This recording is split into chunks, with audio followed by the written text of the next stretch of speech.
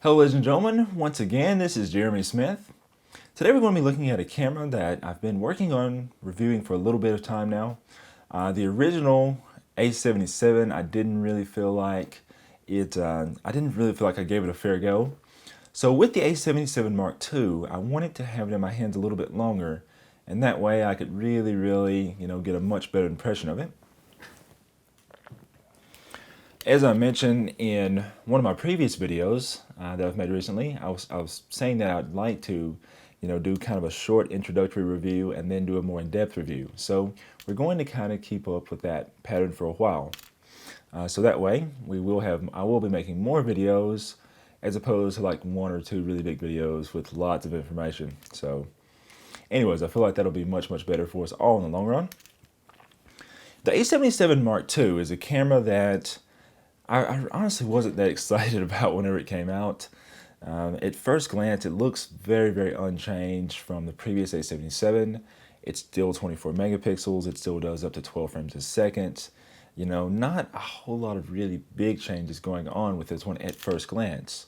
However, once I got it in my hands, I was able to realize even more differences. One thing that does show up on the spec sheet is the change in focusing system. This camera uses a 79-point focusing system that has 15 cross-type focusing points. So it's a big improvement over what we had in the previous model. The A77 only used a 19-point focus system. So this is a much better focusing system. This focusing system is also a bit more sensitive in low light now, so that's also a good thing.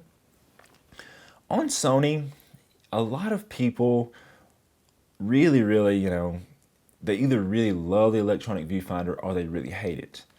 I can't really go into that in the video a whole lot because honestly it comes down to your personal preference, and it's not really something you can talk about in a video. I can give you guys the specs, which of course I will, but I do encourage you, if you've heard people say, hey, Sony's electronic viewfinder sucks, or Sony's electronic viewfinder is awesome, I think you need to go out and get the camera in your hands and try it for yourself, because some people are going to really love it and some people are going to really hate it.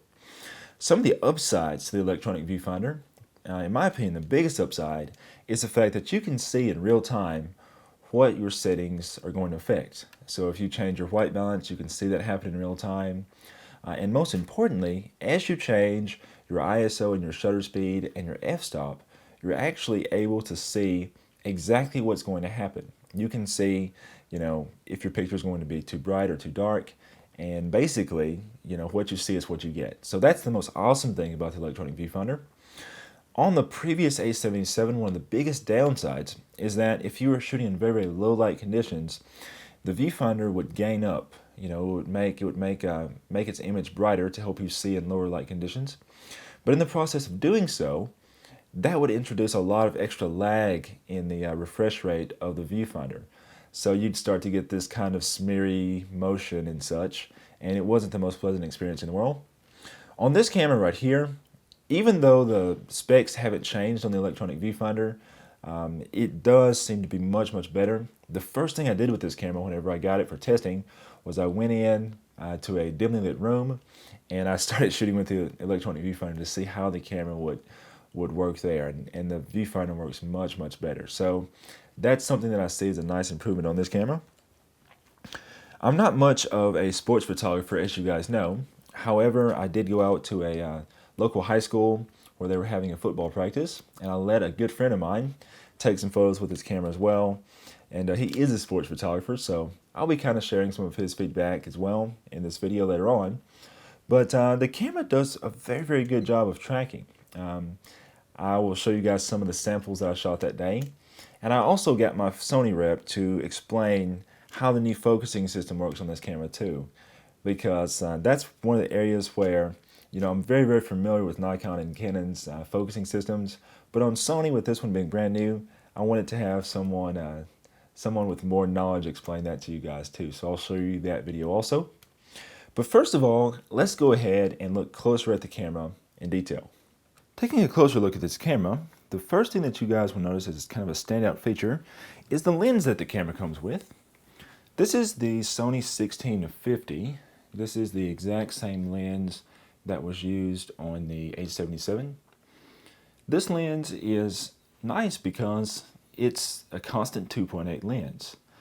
This is something that you definitely don't normally see on a camera as a kit lens. And while there are still, of course, better performing lenses, this one is definitely a standout as far as kit lenses go. I mean, like I say, 2.8 and of course 16-50. It's basically like 24-70 on a full frame camera. So a very, very nice range. If you look at the back of the camera, it does have the same type of movable LCD that we had on the A77. So it's extremely flexible. Nothing has changed there. The screen is now a little bit higher resolution, and it does use the white pixels now. So it uses Sony's White Magic LCD technology. So you do get sharper, more contrasty results. We've actually seen this technology used on lots of other cameras lately. We saw this on we also saw this on cameras like the D810, as well as the RX100 Mark III. So this is definitely something that we will see on more and more cameras in the future. The other thing that's different on this camera is the fact that we have Wi-Fi built in now. The previous A77 had GPS built in, and unfortunately, GPS, it's a nice feature, but at this point I really don't feel like GPS is something that a lot of people put a lot of emphasis on. I have since found out that it drains the battery life a lot on cameras, and frankly most people would rather have the option of easily sharing their photos as opposed to geotagging anyway. So yeah, I think it was a good move on Sony's part to go with the Wi-Fi built in as opposed to GPS. We pretty much had the exact same ports on this camera. I wish that we had a headphone jack on this one. So that's something that we see that on cameras like the A7 and A7R, for example. So it would have been nice to have a headphone jack on this. So yeah, DC in down here. Thought that was interesting. Not knocking it or anything, but it's just something you typically don't see on cameras as much anymore. And we have the remote port and then our PC sync terminal there. So pretty similar to the A77, honestly, as far as that goes. One of the main Sony features that I'm glad they have implemented on all the newer cameras is the ability to shoot auto ISO in full manual. And this is something that the A77 could not do. A lot of users were really, really hoping for a firmware update to allow for that. And we started to see it happen on newer Sony bodies, like the A99, A7R, and A7, S, and all the newer bodies that have come out. Even the A6000 has that feature as well. So it is nice to see it here also. So as you can see, I'm on manual now. And if I go over to my ISO, I can actually go up to the top here. I can go up to ISO auto. And also notice that the ISO is changed in third stop increments as well. So that's another nice thing that we see on more of Sony's current bodies. As I mentioned before, the neatest thing about shooting with one of the Sony bodies, the nicest thing about the electronic viewfinder is that you can actually see in real time what's happening to your exposure. Of course, we're looking at this on the LCD screen, but these same changes are reflected in the viewfinder as well. So as you can see, as I change my shutter speed and my f-stop, we do have a meter here to tell us how overexposed or underexposed we are, but we can also just physically see in real time what our exposure is going to be like. So that's very, very nice. The new focusing system is nice also. I'm thinking of doing a little bit of a comparison test to see how this camera stacks up with its low light focusing to other cameras. So we'll probably get something like a Nikon D7100 and a Canon 70D, and I'll go into some lower light conditions and we'll do a little test. And that'll be in a future video. One strange thing that I did notice is the focus point selection. Now, If you guys remember back with the original A77, a lot of users were complaining about a slight lag in changing settings. And on this camera, you know, honestly there is still a little bit of lag, but it's not really noticeable like it was on the first firmware release of the A77. One area where I did notice some lag that I thought was kind of strange though in this camera was its focus point selection. And this is something that my friend noticed too whenever he was shooting with the camera. When you hit the, let's see here. Okay, so I've got it in single point. So whenever you start moving the focus point, notice that there seems to be just a little bit of lag there. It's not very much, but it is noticeable. So that's just kind of a slight thing I noticed on this camera. I will be doing some more testing with this. And of course, as always, I used you guys' feedback to determine what other types of testing I'm going to do. I'm going to leave you guys with a little bit of a video that I recorded. It's basically my Sony rep explaining how the focus system on this works. And we did a little demonstration with it. So I'll leave you guys with that video.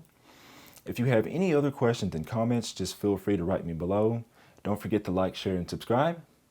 Until next time, this is Jeremy Smith, signing off. Single point finding your target. Okay. Once you click on it, locks onto him, and it opens the whole array to track. I don't think we have face detection turned on. When you turn on face detection, it even works better. Okay. So. Hey, why don't you move around, buddy? Like walk towards us or something.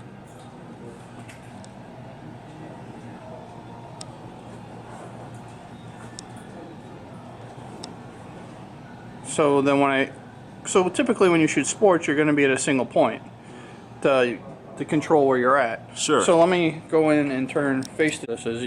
It's set the custom button down here. So you hit this in, and it'll let you tell you the distance within you want it to focus. So now we're like, you know, close to macro to 0.4 mil, and it'll only focus within that distance. Okay. If it's not close enough, it won't focus. Like it's hunt, because I'm sorry. Gotcha. So okay, so there's actually a focus limiter in the body. Yeah, it's a focus limiter in the body. So it won't focus to infinity right now. The benefit to that is if you're like shooting sports or something like that, is you can set the distance where, you know, like the baseline is, so you're not grabbing back focus on like a crowd or front focus on something in between. You can set a predefined distance where you want to focus. Gotcha. So it's like, oh, I gotta turn it on. So that's the. So now it'll focus to infinity because I put it back out to infinity, but it won't focus close. I see. So I mean, you have to really play with it. It makes a bigger difference on something that's wider too. So let's put it out like that. So it'll focus way over there, but if I come over to this, you know, that air can, we're right at the edge. But if I go to my bag, it's not going to focus. Gotcha. So it lets you limit how. It limits it. It's a useful function if you're trying to define the area that you want to focus, especially for sports. Sure. Okay. Cool.